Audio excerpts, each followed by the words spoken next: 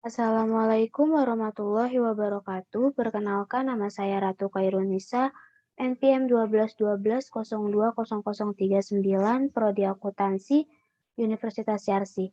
Di sini saya akan membahas tentang ujian tengah semester ganjil tahun akademik 2021-2022, mata kuliah Statistik Bisnis.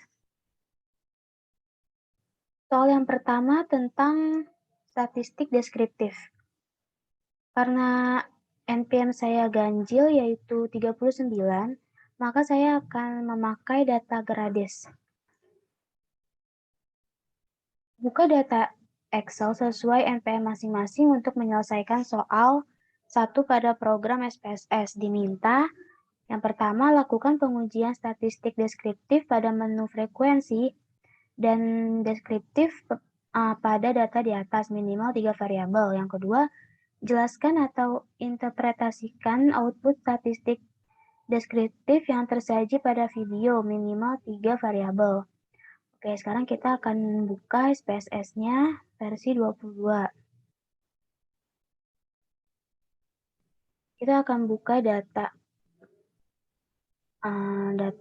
Grades.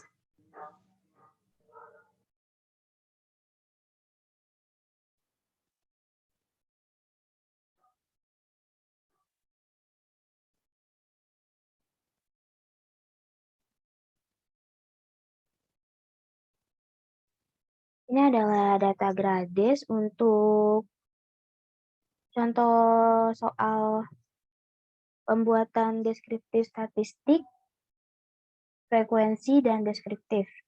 Kita ke variabel view-nya dulu.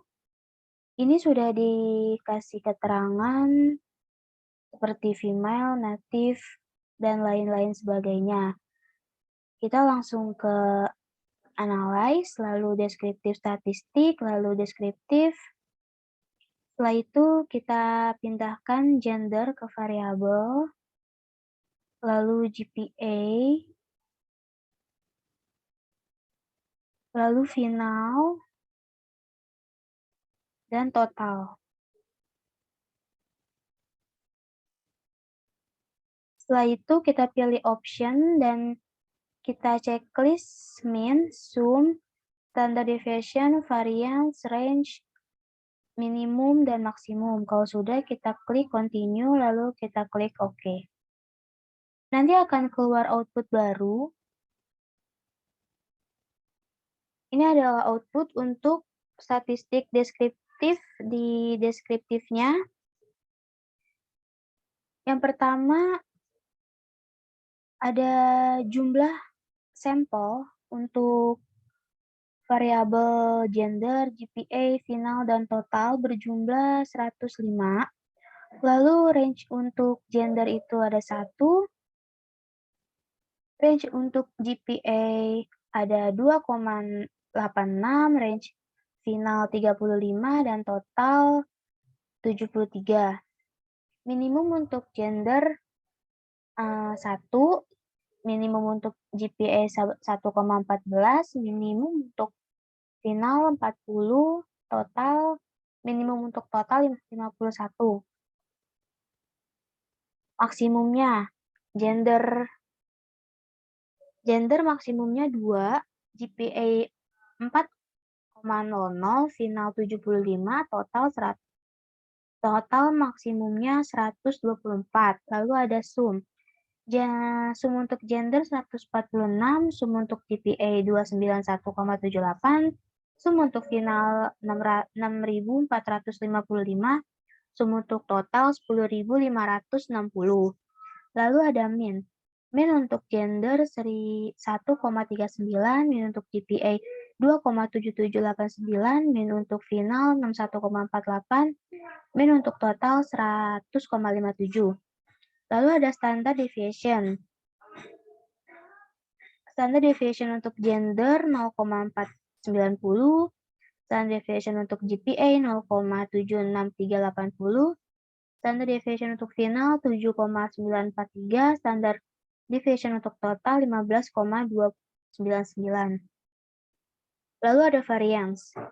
Variance untuk gender 0,240, varians untuk GPA 0,583, varians untuk final 63,098, dan varians untuk total 234,074. Ini adalah contoh statistik deskriptif. Lalu sekarang kita akan membuat statistik deskriptif frequency. Kita akan analyze, kita deskriptif statistik, lalu frequency. Ini sama, kita pindahkan gender, GPA,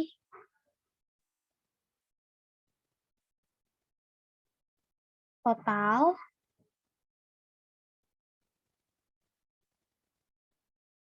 final. Lalu kita ke statistik dulu. Kita checklist kuartil, kita checklist cut point 4, lalu kita checklist persentil. Di sini kita akan bikin persentil 10 sampai dengan 90. 10, 20,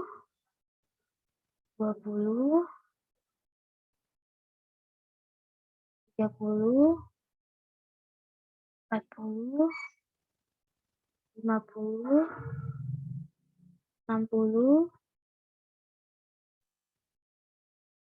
70, 80, 90.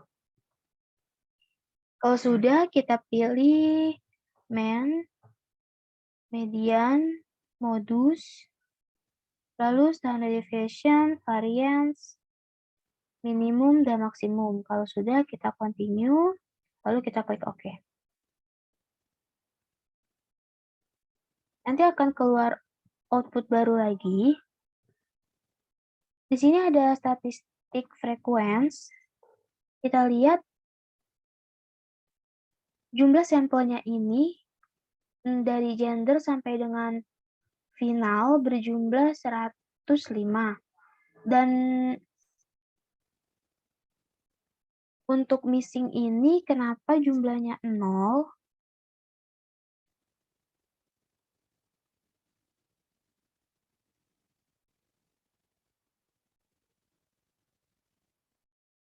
Karena tidak ada data yang terlewat. Jadi tidak ada data yang missing. Jadi missing ini jumlahnya 0. Lalu di sini ada min untuk gender 1,39, min untuk GPA 2,7789, min untuk total 100,57, dan min untuk final 61,48. Ada median juga atau nilai tengah. Median untuk gender ada 1,00, median untuk GPA ada 2,7200, median untuk total ada 103,00, dan median untuk final ada 62,00. Lalu ada modus atau nilai yang sering keluar. Modus untuk gender 1, modus untuk GPA 3,90, modus untuk total 98, dan modus untuk final 68. Lalu di sini juga ada standard deviation, di sini ada variance, ada minimum dan juga maksimum. Lalu di sini ada persentil dari 10 sampai dengan 90. Untuk persentil 10 untuk gender 1,00, untuk GPA 1,7880, untuk total 79,60, dan untuk final 50,00. Sampai dengan persentil 90. Dan perlu diingat, persentil 10 ini sama dengan desil 1. Jadi, desil 1 untuk gender ini 1,00, desil 1 untuk GPA 1,7880, desil 1 untuk total 79,60, dan desil 1 untuk final 50,00. Seperti itu contohnya. Selanjutnya di sini ada frekuensi table. Di sini ada female, ada male. Frekuensi female ada 64%, female ada 61,0, valid persen untuk female 61,0, dan kumulatif persen untuk female 61,0. Untuk male-nya frekuensinya 41, persennya 39,0, valid persennya 39,0, dan kumulatif persennya 100,0. Di sini juga ada GPA, cara bacanya juga sama dengan gender. Selain GPA, di sini juga ada total, dan ada final. Oke, ini adalah contoh untuk membuat statistik deskriptif, dan frekuensi dengan menggunakan data Grades. Selanjutnya, kita akan bahas soal nomor 2.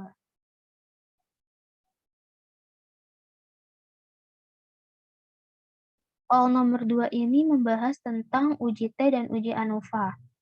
Yang A buat, ada petunjuknya, yang A buat data Excel, data latihan Wasserplotti test untuk menyelesaikan soal A pada program SPSS, yang B buka data Excel, data latihan independent test untuk menyelesaikan soal B pada program SPSS, lalu yang C buka data Excel, data latihan test untuk menyelesaikan soal C pada program SPSS, lalu yang D buka data Excel, data uji ANOVA 1 arah atau one way ANOVA untuk menyelesaikan soal D pada program SPSS, lalu yang terakhir yang E buka data Excel, data uji ANOVA 2 arah atau two way ANOVA untuk menyelesaikan soal E pada program SPSS. Diminta soal A lakukan pengujian Wasserplotti test value-nya 55, berat badan mahasiswa FEB Universitas Syarsi angkatan 2020 diperkirakan memiliki rata-rata 55 kg. Selanjutnya, lakukan pengujian terhadap hipotesis rata-rata berat badan mahasiswa FEB UI angkatan 2020 tersebut. Hipotesisnya H0 sama dengan rata-rata sama dengan nilai acuan. Lalu ada HA atau H1, rata-rata tidak sama dengan nilai acuan. Dimintanya, maka hipotesis yang terbukti adalah dan mengapa. Lalu interpretasikan hipotesis tersebut dengan bahasa Anda sendiri.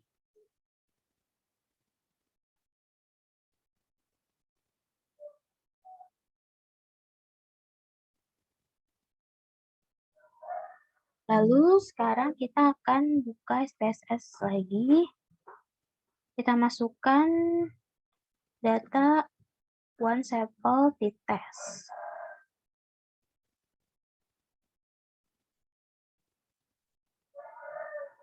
One sample t-test.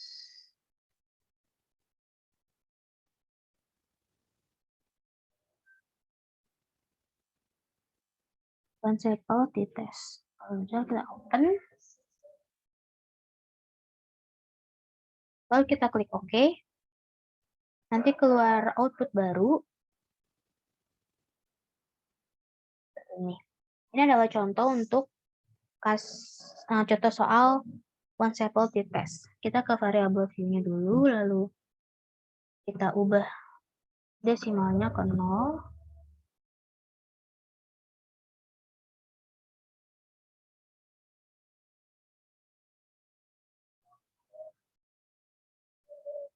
Di sini ada hipotesisnya, yaitu H0 sama dengan rata-rata sama dengan nilai acuan, dan HA rata-rata tidak sama dengan nilai acuan.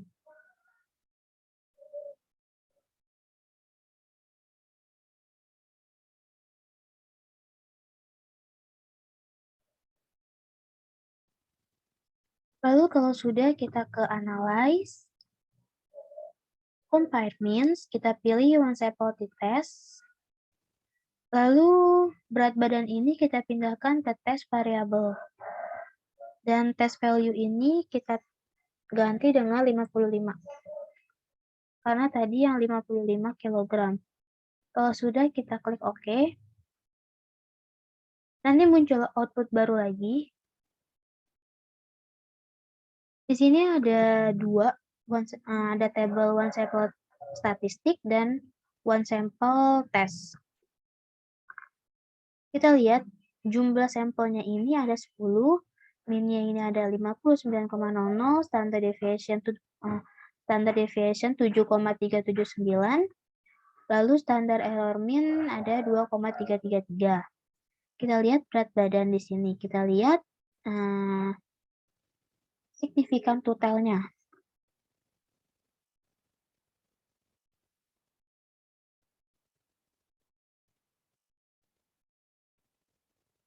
Di sini, jika signifikan total lebih dari 0,05, maka H0 diterima. Artinya rata-rata sama dengan nilai acuan.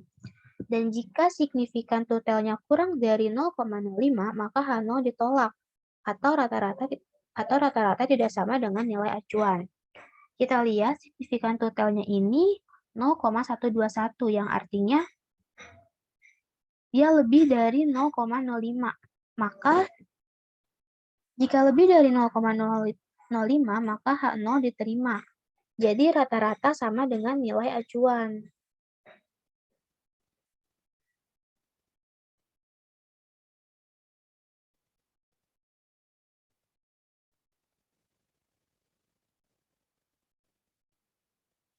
Jadi,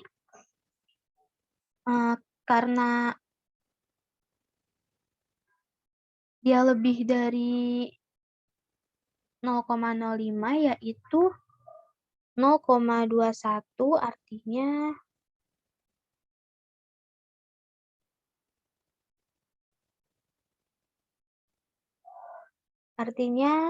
H0 diterima. H0 diterima berarti nilai rata-rata berat badan mahasiswa FEB Universitas Yarsi sama dengan nilai acuannya, yaitu 55 kg.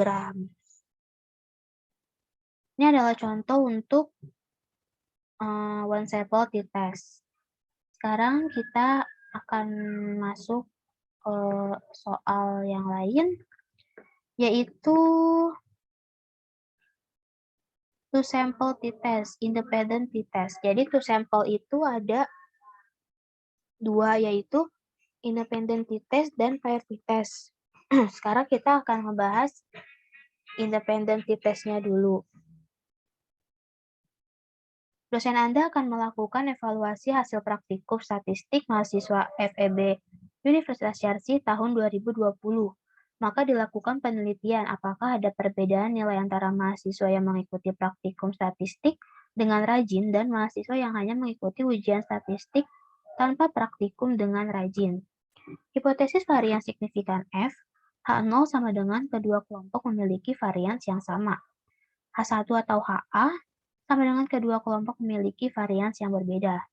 Lalu hipotesis signifikan P-nya H0 sama dengan kedua kelompok memiliki rata-rata nilai yang sama. Dan H1 atau HA sama dengan kedua kelompok memiliki rata-rata yang berbeda. Dimintanya, maka hipotesis yang terbukti adalah dan mengapa. Lalu interpretasikan hipotesis tersebut dengan bahasa Anda sendiri. Kita masuk lagi ke SPSS yang versi 22.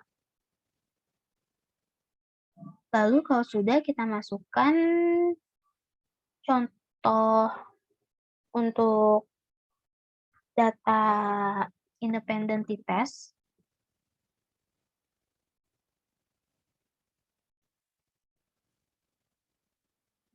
Oke. Nanti akan keluar lagi tab baru. Ini adalah contoh untuk independent t-test.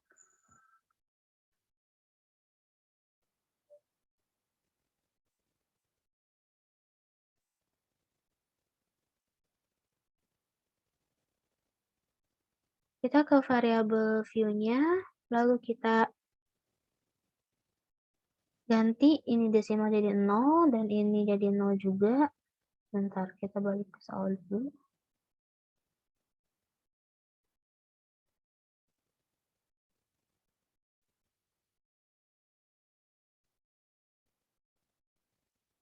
Lalu,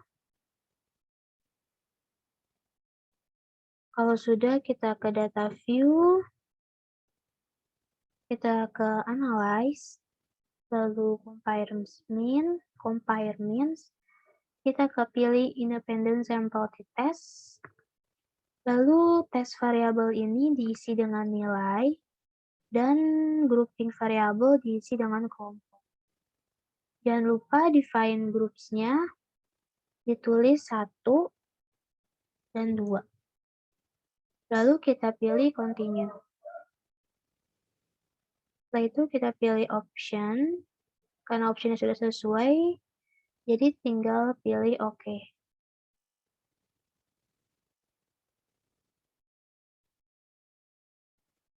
Nanti akan keluar lagi tab baru.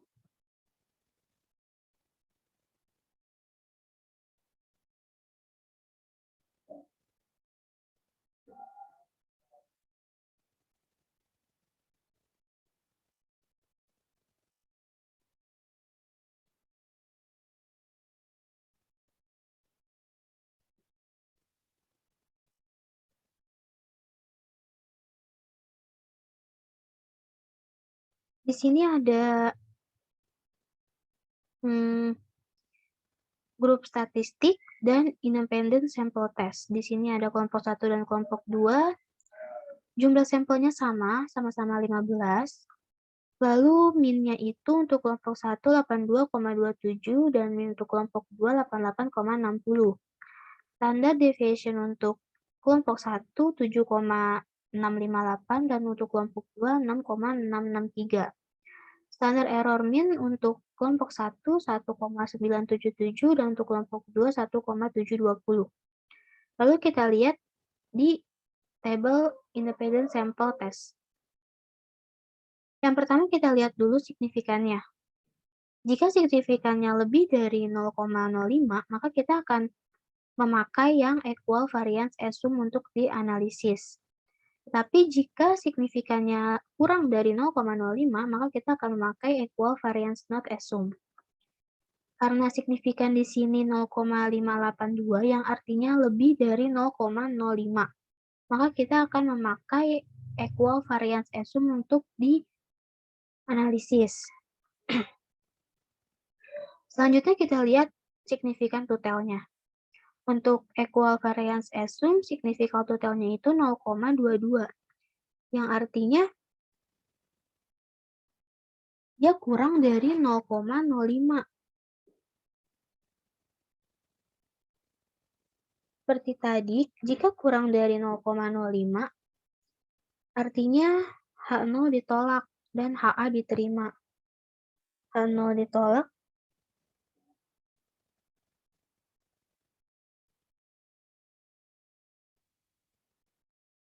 H0 ditolak dan HA diterima. Artinya,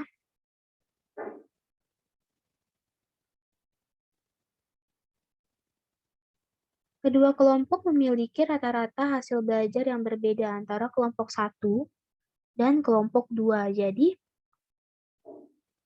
untuk independent t-test ini, karena signifikannya kurang dari 0,05, yaitu 0,22, maka yang diterima itu HA. Jadi, kedua kelompok memiliki rata-rata hasil belajar yang berbeda antara kelompok 1 dengan kelompok 2.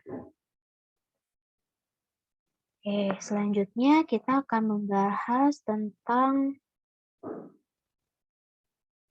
two sample pair t-test.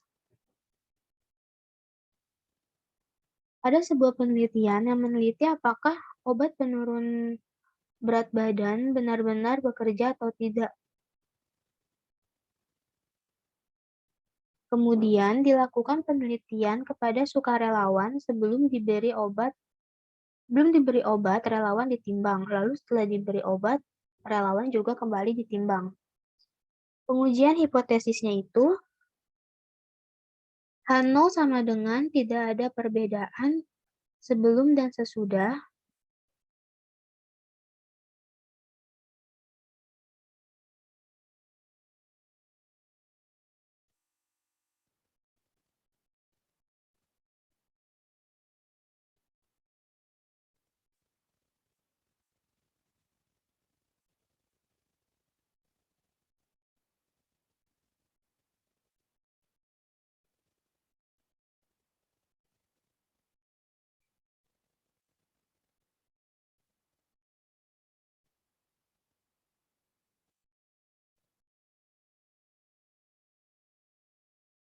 Oke, saya ulangi pengujian hipotesisnya. H0 sama dengan tidak ada perbedaan sebelum dan sesudah, dan H1 atau HA sama dengan ada perbedaan sebelum dan sesudah. Dimintanya, maka hipotesis yang terbukti adalah dan mengapa. Lalu, interpretasikan hipotesis tersebut dengan bahasa Anda sendiri. Kita masuk ke SPSS lagi, lalu kita pakai data untuk priority test.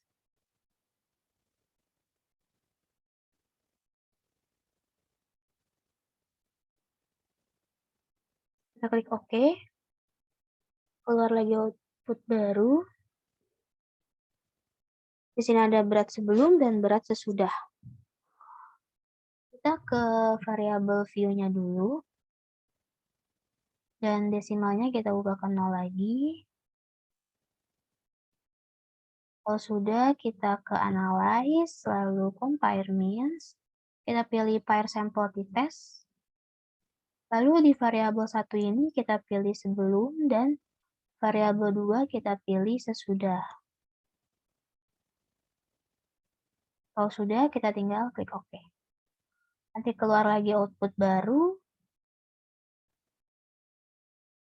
Di sini untuk contoh soal pair t-test, ada 3 tabel, yaitu pair sample statistik, pair sample correlation, dan pair sample test. Di pair sample statistik, berat sebelum rata-ratanya itu 66,81. Jumlah sampelnya ada 16, standard deviation-nya 6,656, standar error mean-nya 1,664. Lalu ada berat sesudah, rata-ratanya itu 61,94, jumlah sampelnya ada 16, standard deviation-nya 6,403, lalu ada standar error mean-nya 1,601. Lalu di sini juga ada pair sample correlation-nya, berat sebelum dan berat sesudah, jumlah sampelnya ada 16. Lalu kita ke pair sample test. Kita lihat signifikan totalnya ini, jika kurang dari 0,05, maka H0 ditolak dan HA diterima. Tapi jika lebih dari 0,05, maka H0 diterima dan HA ditolak. Kita lihat di signifikan totalnya ini, dia 0,000, yang artinya dia kurang dari 0,05. Jadi H0 ditolak dan HA diterima. Yang diterima itu HA. Jadi, ada perbedaan sebelum dan sesudah meminum penurun berat badan. Jadi, untuk pair sample t-test ini, karena signifikan totalnya di bawah 0,05, jadi ada perbedaan antara sebelum meminum dan sesudah meminum obat penurun berat badan. Selanjutnya kita akan masuk ke soal one way ANOVA. Di sini akan dilakukan penelitian terhadap 3 macam merek obat penurun tekanan darah, sehingga pasien dikelompokkan menjadi 3 sesuai obat yang diminum, yaitu pasien yang minum obat X, obat Y, dan obat Z. Pengujian hipotesis H0 sama dengan rata-rata tekanan darah orang peminum obat X, obat Y, dan obat Z adalah sama. Lalu H1 atau HA, rata-rata tekanan orang peminum obat X, obat Y, dan obat Z adalah tidak sama atau ada perbedaan.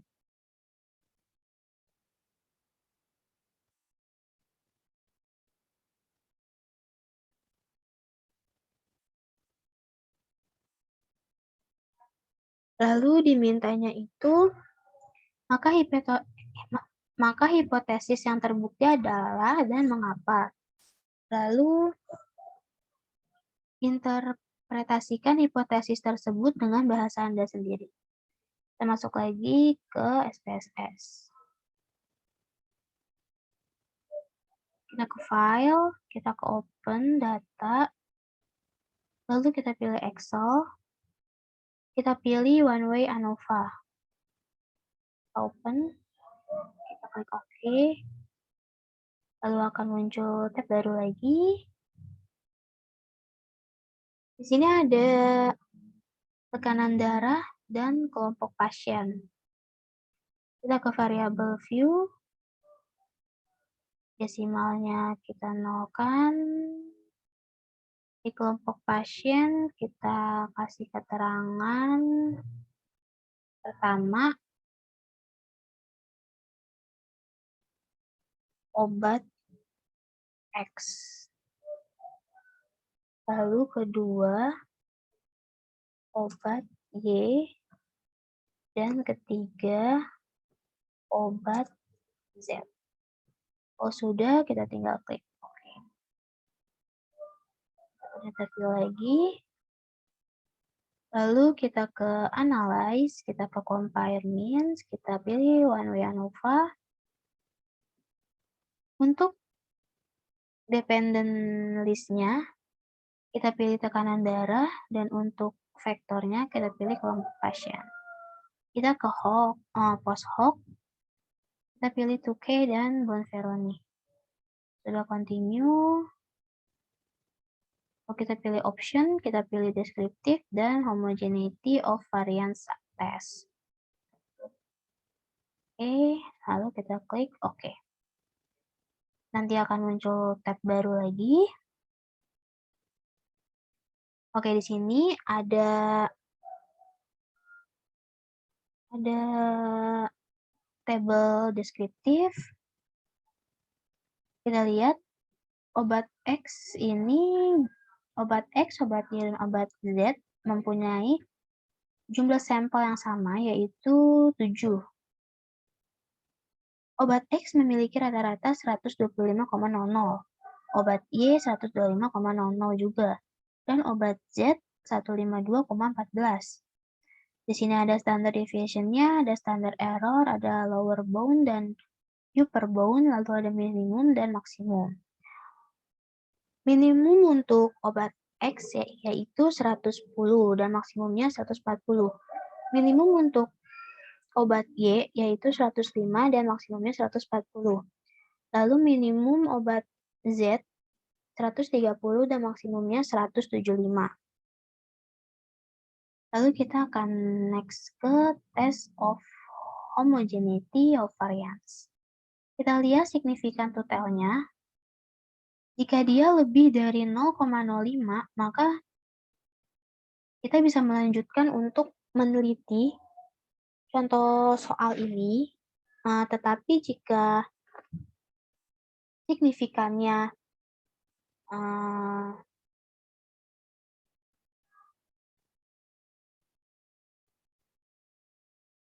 kurang dari 0,05, maka kita tidak bisa melanjutkan test of homogeneity of variance-nya.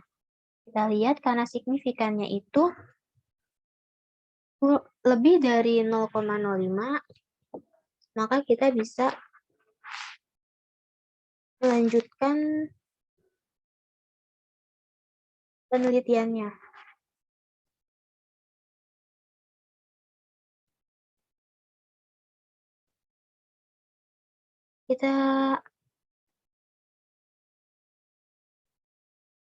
Sekarang kita ke ANOVA. Kita lihat ANOVA.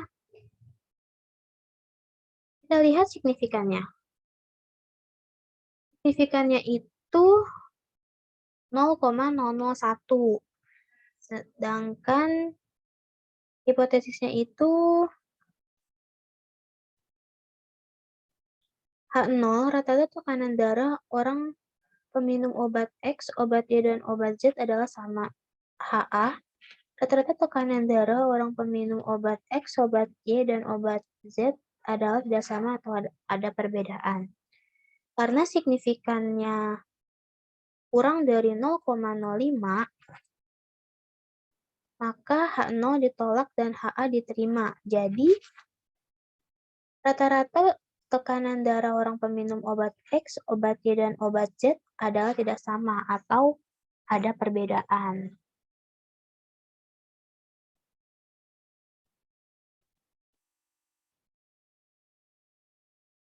Lalu kita lanjut ke post hoc test. Kita lihat di sini ada kelompok pasien. Ada kelompok pasien obat X, obat Y, dan obat Z. Kita lihat obat X dan obat Y tidak memiliki perbedaan yang signifikan karena dia 0,000. Sedangkan obat X dan obat Z memiliki perbedaan yang signifikan, yaitu min 27,143. Biasanya jika ada bintang kecil di pinggir kanan ini, itu artinya variabel itu memiliki perbedaan yang signifikan, kayak variabel X dan variabel Z ini memiliki perbedaan yang signifikan. Lalu obat Y dan obat X tidak memiliki perbedaan yang signifikan, yaitu 0,000. Obat Y dan obat Z memiliki perbedaan yang signifikan, yaitu min 27,143. Lalu obat Z dan obat X juga memiliki signifikan yang berbeda, yaitu 27,143. Obat Z dan obat Y memiliki perbedaan yang signifikan, yaitu 27,143. Kenapa obat Z selalu berbeda dari obat X dan Y? Karena kita lihat di deskriptif rata-ratanya ini, rata-rata untuk obat X dan Y itu sama 125,00, sedangkan obat Z itu dia berbeda, dia 152,14. Jadi yaitu berbeda sendiri dari obat X dan obat Y.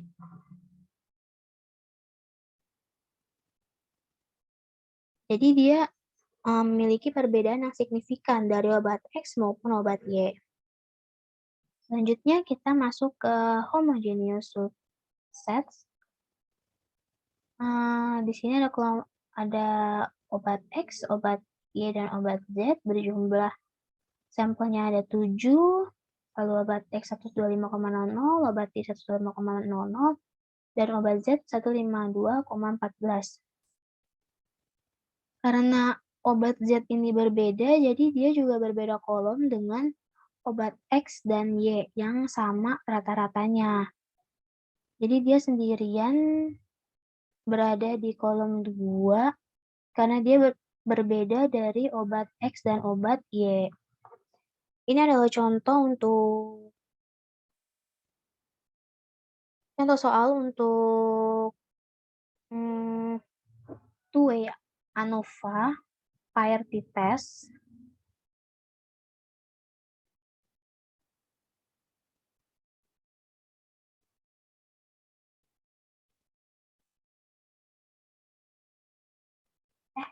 Itu yang tadi itu contoh soal untuk one way ANOVA. Ini untuk one way ANOVA.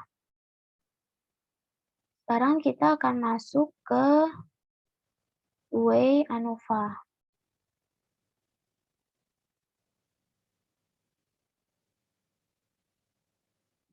Lakukan pengujian ANOVA dua arah two-way ANOVA. Penelitian ini ingin melihat pengaruh dari gender dan pendidikan terhadap nilai ujian statistik bisnis. Keterangan gender 1 untuk laki-laki, 2 untuk perempuan, pendidikan 1 untuk SMP, 2 untuk SMA, dan 3 untuk S1. Diminta lakukanlah interpretasi terhadap output SPSS yang Anda peroleh. Yang pertama ada statistik deskriptifnya dijelaskan. Yang kedua, varian antara kelompok sama atau tidak. Yang ketiga, corrected modelnya jelaskan. Yang keempat, gender pengaruhnya bagaimana dan jelaskan. Kelima, pendidikan pengaruhnya bagaimana dan jelaskan. Lalu, interaksi antara gender dan pendidikan bagaimana dan jelaskan juga.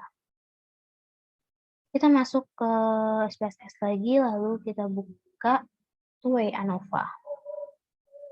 Buka data two-way ANOVA.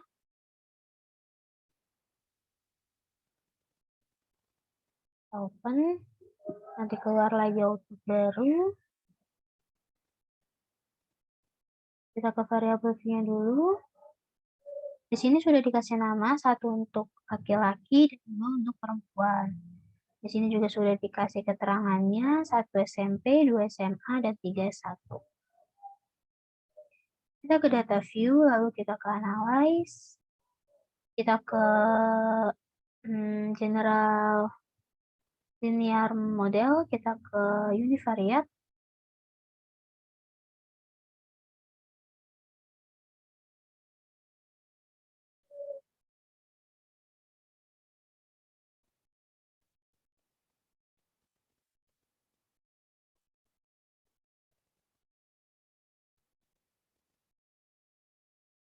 Lalu ujian kita pindahkan ke dependent variable, gender dan pendidikan kita tambahkan ke fixed vector. Lalu kita pilih plots. Horizontal axis-nya kita tambahkan gender dan separate lines-nya kita tambahkan pendidikan. Lalu kita klik OK. Kita klik add dulu. Di sini ada interaksi antara gender dan pendidikan. Kalau sudah, kita klik continue. Kita ke post hoc.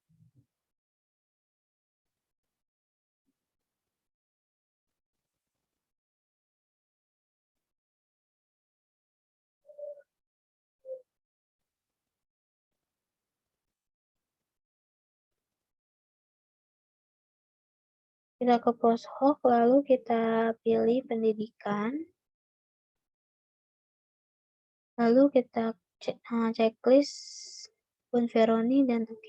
Kalau sudah, continue. Kita pilih option. Kita pindahkan gender, pendidikan, dan interaksi antara gender dan pendidikan ke display means for. Lalu kita checklist descriptive statistik sama homogeneity test. Kita klik continue. Kalau sudah, kita klik OK. Nanti muncul lagi output yang baru. Di sini kita lihat ada gender dan ada pendidikan. Gender 1 itu untuk laki-laki, jumlah sampelnya ada 18, gender 2 untuk perempuan, jumlah sampelnya ada 22, lalu pendidikan pertama itu SMP, jumlah sampelnya 8, pendidikan kedua itu SMA, jumlah sampelnya ada 20, dan pendidikan ketiga itu S1, jumlah sampelnya 12. Lalu di sini ada deskriptif statistik. Ada gender dan pendidikan. Lalu ada means, standard deviation, dan jumlah sampel. Laki-laki SMP rata-ratanya itu 32,43. Standard deviation-nya 11,646. Jumlah sampelnya ada 7. Laki-laki SMA rata-ratanya 46,60. Standard deviation-nya 11,082. Jumlah sampelnya ada 5. Laki-laki S1 rata-ratanya 77,83, standar deviation-nya 18,192, dan jumlah sampelnya ada 16. Lalu perempuan. Perempuan SMP-nya ini rata-ratanya 68,00, jumlah sampelnya ada 1, SMA 65,13, standar deviation-nya 8,551, lalu jumlah sampelnya ada 15, S1 rata-ratanya 69,67, standard deviation-nya 8,922, lalu jumlah sampelnya ada 22. Jadi semakin tinggi, kalau untuk laki-laki, semakin tinggi pendidikan, maka rata-ratanya juga semakin tinggi. Kalau untuk perempuan, dia tidak teratur.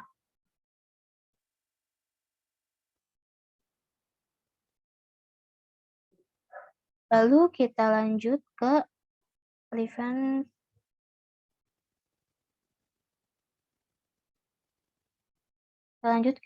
test of equality of error variance.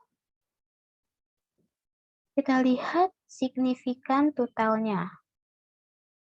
Jika signifikannya lebih dari 0,05, maka penelitian ini bisa dilanjutkan. Tapi jika kurang dari 0,05, penelitian tidak dapat dilanjutkan.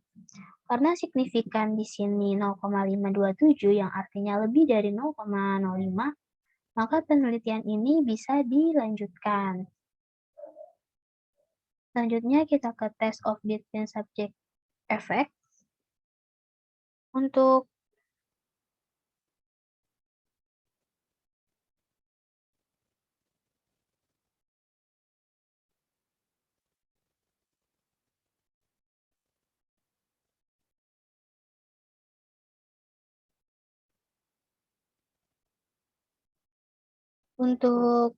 corrected modelnya ini, karena dia kurang dari 0,05, berarti corrected modelnya ini valid. Lalu untuk gender, karena dia kurang dari 0,05, maka gender berpengaruh terhadap nilai ujian. Lalu ada pendidikan. Karena pendidikannya juga signifikannya kurang dari 0,05, yaitu 0,000, artinya pendidikan itu berpengaruh juga terhadap nilai ujian. Lalu ada interaksi gender dan pendidikan, yaitu 0,003. Yang artinya interaksi gender dan pendidikan itu berpengaruh juga terhadap nilai ujian. Dan jika signifikannya itu di atas 0,05, maka dia tidak berpengaruh terhadap nilai ujian. Di sini ada estimate marginal means, ada gender, pendidikan, interaksi antara gender dan pendidikan. Lalu di sini ada post hoc test. Tabel post hoc test ini untuk mengetahui variabel mana saja yang mempunyai perbedaan signifikan. Kita lihat SMP dan SMA itu mempunyai perbedaan yang signifikan, yaitu min 23,63. SMP sama S1 itu juga memiliki perbedaan yang signifikan, yaitu min 36,88. Lalu SMA ke SMP juga memiliki perbedaan signifikan, yaitu 23,63. SMA ke S1 juga memiliki perbedaan signifikan, yaitu min 13,25. Lalu S1 dan SMP itu juga memiliki perbedaan signifikan, yaitu 36,88. S1 dan SMA juga memiliki perbedaan signifikan, yaitu 13,25. Kenapa mereka mempunyai perbedaan signifikan semuanya? Karena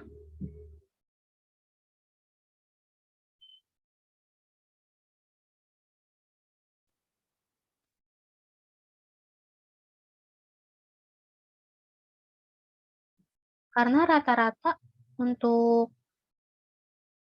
semua variabelnya itu berbeda, tidak ada yang sama. Sehingga pada post hoc test itu semuanya memiliki perbedaan yang signifikan. Lalu kita ke homogeneous subsets.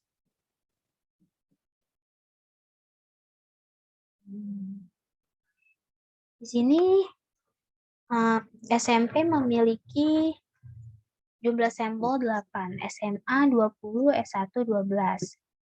Lalu SMP 36,88, SMA 60,50, dan S1 73,75.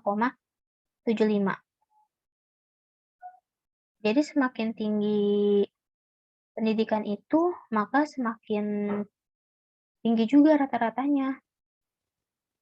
Karena mereka tidak ada yang sama, jadi mereka berada di kolom yang berbeda-beda.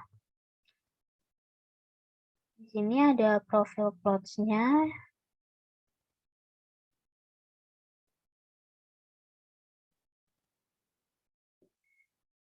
Oke, itu adalah contoh untuk two-way ANOVA. Selanjutnya kita akan membahas tentang pengujian pada data kuesioner. Tunjuk, buka data Excel, data kuesioner primer untuk menyelesaikan soal 3 pada program SPSS. Diminta yang pertama, lakukan pengujian kualitas data pada data kuesioner primer, lalu interpretasikan apakah data tersebut reliable dan valid. Kita kerjakan dulu untuk kualitas data. Kita ke SPSS lagi. Lalu kita masukkan data untuk kualitas data menggunakan data primer. Data kuesioner atau data primer. Kita open.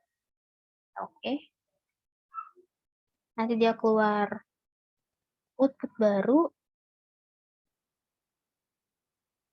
Di sini ada name, gender, kelas, B1 sampai dengan B5. B itu untuk kemandirian belajar. Lalu ada M1 sampai dengan M5 juga. M itu untuk motivasi berprestasi dan W1 sampai dengan W7. W itu untuk prestasi praktikum aplikasi software SPSS. Selanjutnya kita ke variabel view-nya. Kita ubah desimalnya jadi 0 semua.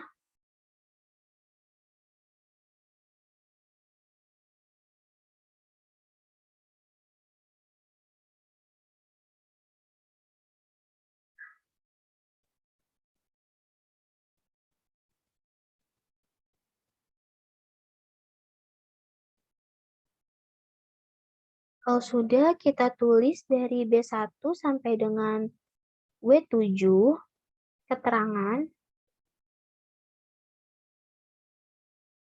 Yang pertama itu sangat tidak setuju. Kita add. Yang kedua, tidak setuju. Yang ketiga, netral. Yang keempat,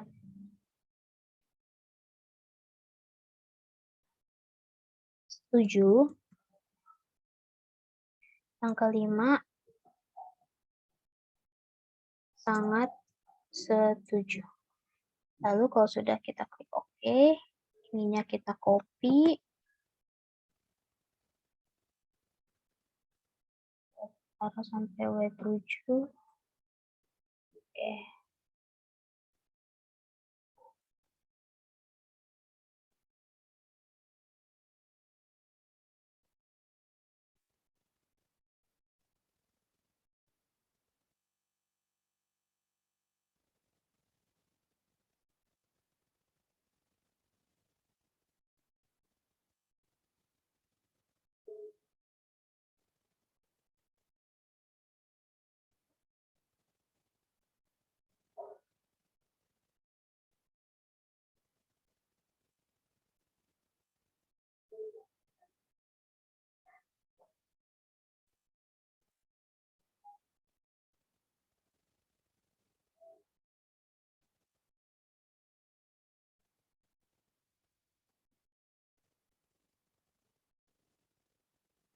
Lalu selanjutnya kalau sudah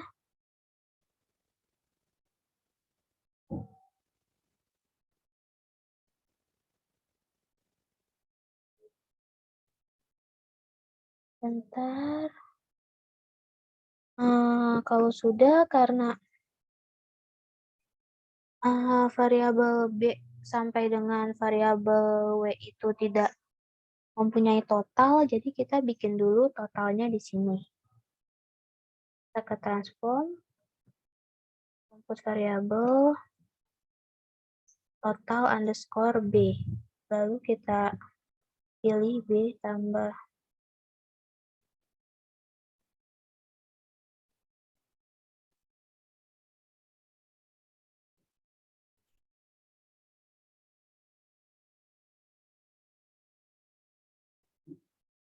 lalu kita pilih B3 tambah B4 tambah B5 tambah B6. Kalau sudah, kita klik OK.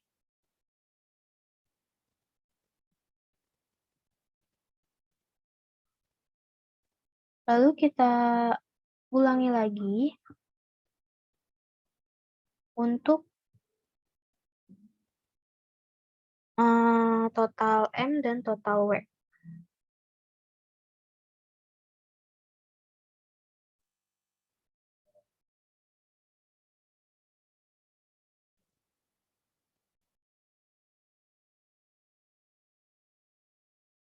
Tambah ini M tambah 3 tambah 4 tambah 5. Jika sudah, kita OK. Lalu kita ulangi lagi untuk yang W.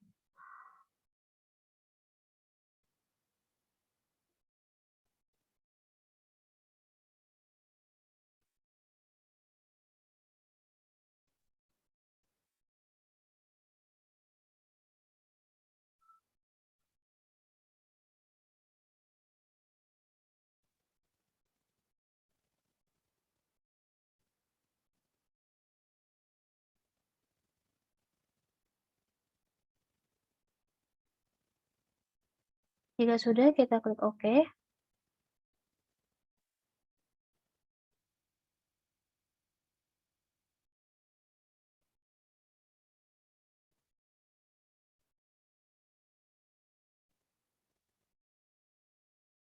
Lalu kita ke variabel view dulu.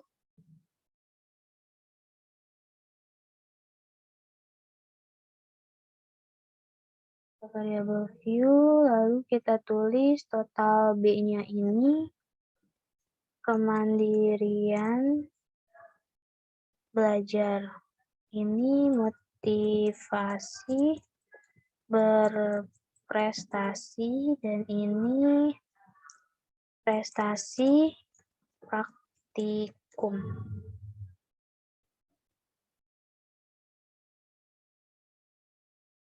Ininya kita ganti scale.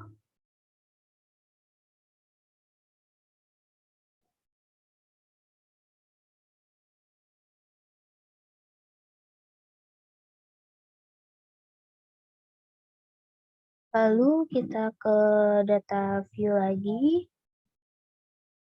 Kita ke analyze. Kita buka scale. Lalu reliability analysis. Di sini kita masukkan dulu yang pertama itu B.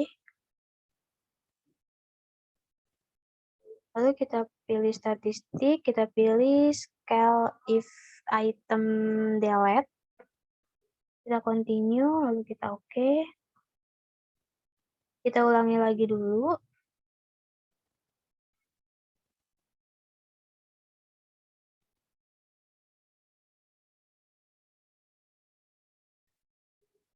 Analyze, scale, analysis. Ini kita pindahkan.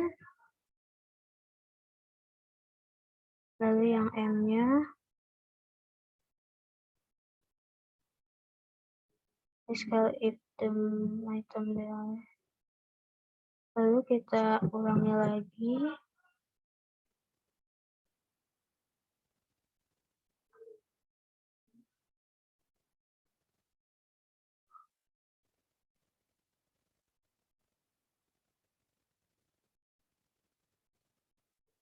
Tell if item delete-nya udah dipilih juga, kita continue, lalu kita oke.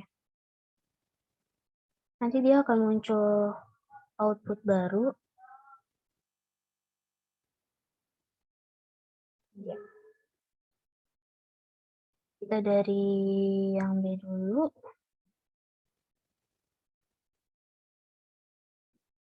Di sini ada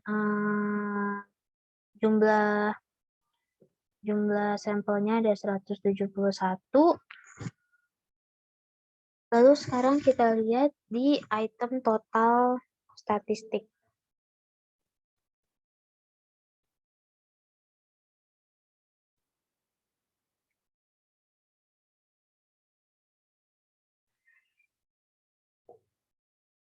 Kita lihat yang corrected item total correlation. Karena di sini tidak ada yang di bawah 0,3, artinya data ini itu valid. Karena semua di atas 0,3. Jadi data ini bisa dikatakan valid.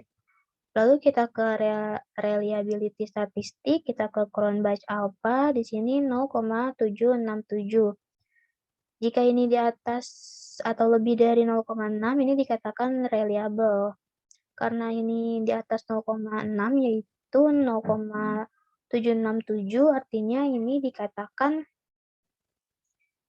data ini dikatakan reliable. Jadi data untuk B1 sampai B6 ini dikatakan valid dan reliable. Lalu selanjutnya kita ke data M. Di sini kita lihat ada sampelnya ada 171. Lalu di item total statistiknya corrected item total correlation. Di sini juga dia di atas 0,3, jadi ini dikatakan valid. Lalu kita lihat reliability statistiknya di Cronbach alpha 0,818, yang artinya dia di atas 0,6, yang berarti dia reliable. Jadi untuk data M1 dan sampai M5 ini dia valid dan reliable. Dan terakhir itu yaitu W. Di sini datanya itu 171. Lalu item total statistiknya di corrected item total correlation, dia juga semuanya itu di atas 0,3, yang artinya data ini itu valid. Lalu Cronbach alpha-nya di reliability statistik juga dia 0,778, yang artinya dia di atas 0,6, maka dikatakan reliable. Jadi untuk data W1 sampai W7 ini dia juga valid dan reliable. Untuk membuktikan lebih jelasnya, kita akan pakai Airtable. Karena itu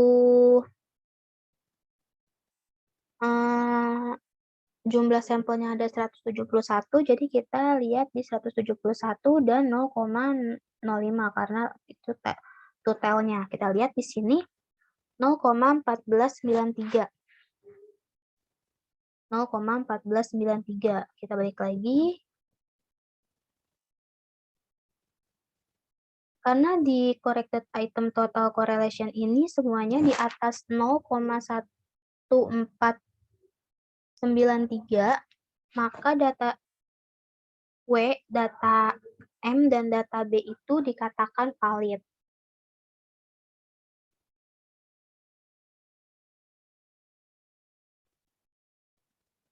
Itu adalah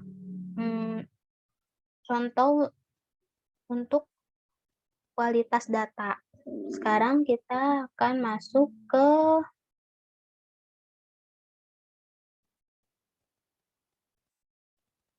pengujian asumsi klasik.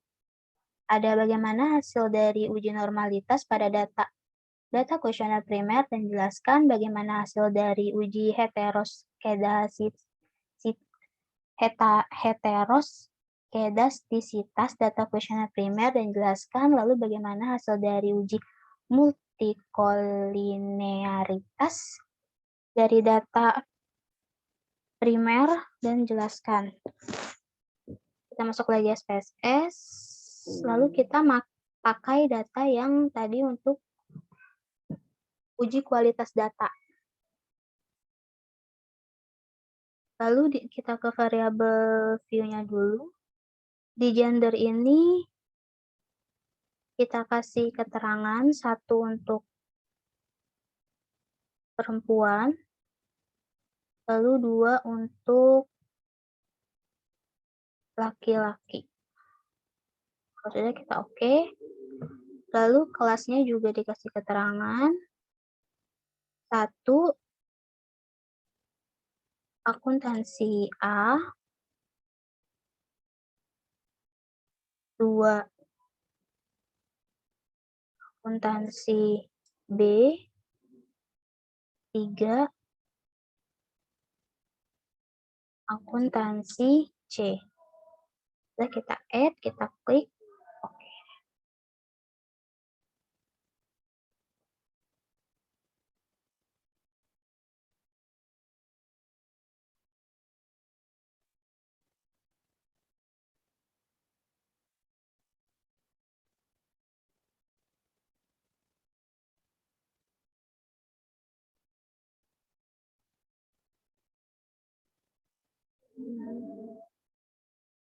Lalu kalau sudah, kita ke data view, kita pilih analyze, kita pilih regression, lalu linear,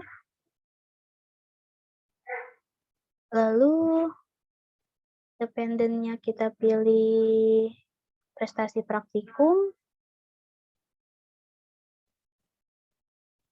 dan independen-nya kita pilih kemandirian belajar dan motivasi berprestasi. Lalu kita pilih statistik, kita checklist, estimate, model fit, dan collinearity diagnosis. Oke, kita ke plots. Untuk variabel Y-nya kita pakai spreadsheet, lalu untuk variabel X-nya kita pakai zipred.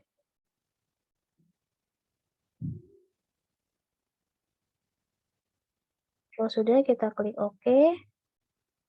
Lalu kita ke save. Di residual kita pilih unstandard Z. Kalau sudah, kita pilih continue.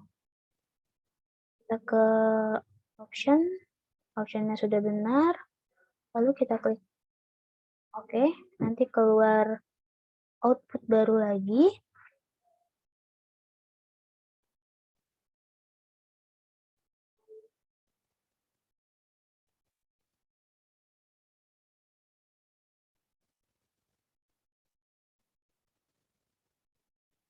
Yang pertama kita akan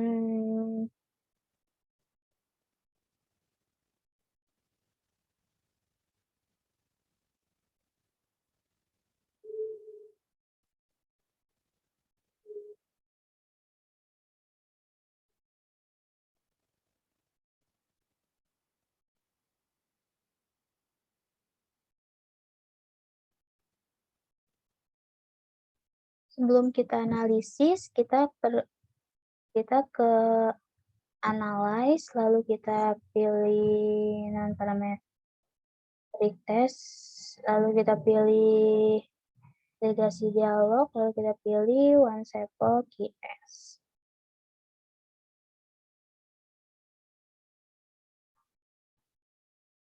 Di sini kita pilih unstandardized untuk tes variabel list. Kalau sudah, kita pilih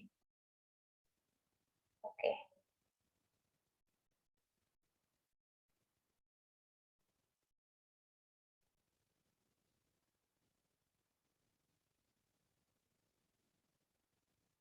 Lalu pertama kita akan menganalisis untuk uji normalitas. Kita lihat signifikan totalnya. Jika signifikan total lebih dari 5% atau 0,05, maka dikatakan normal. Dan sebaliknya, jika signifikan totalnya kurang dari 5% atau 0,05, maka dikatakan tidak normal. Di sini kita lihat signifikan totalnya itu dia 0,74. 0,074 atau 74%. Maka signifikan totalnya ini di atas 0,05 atau 5%. Maka untuk uji normalitas ini dikatakan normal. Lalu sekarang kita ke uji heteroskedastisitas. Untuk hetero ini kita lihat di scatter plot.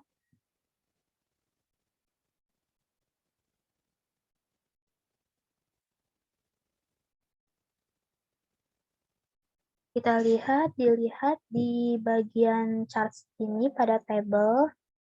Dikatakan tidak ada masalah pada hetero jika datanya itu tidak menyebar, atau tidak saling tumpuk-menumpuk, atau tidak ada yang homo. Kita lihat ya. Di sini itu datanya itu saling sebar-menyebar, dia tidak ada yang tumpuk-menumpuk. Jadi ini dikatakan tidak ada masalah pada hetero. Lalu selanjutnya kita akan lihat multi-call. Uji multikolonialitas.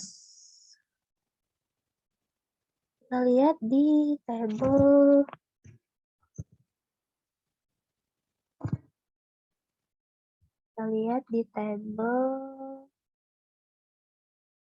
koefisien.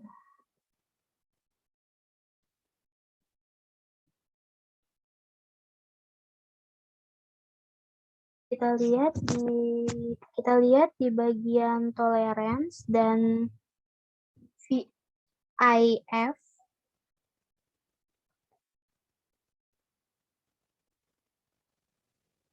VIF ini harus kurang dari 10 dan tidak boleh lebih atau di atas 10. Sedangkan tolerance ini harus lebih dari 0,1 dan tidak boleh di bawah 0,1. Jika kita lihat VIF-nya ini dia kurang dari 10 dan toleransinya ini dia lebih dari 0,1, maka data ini dikatakan tidak ada multicall-nya.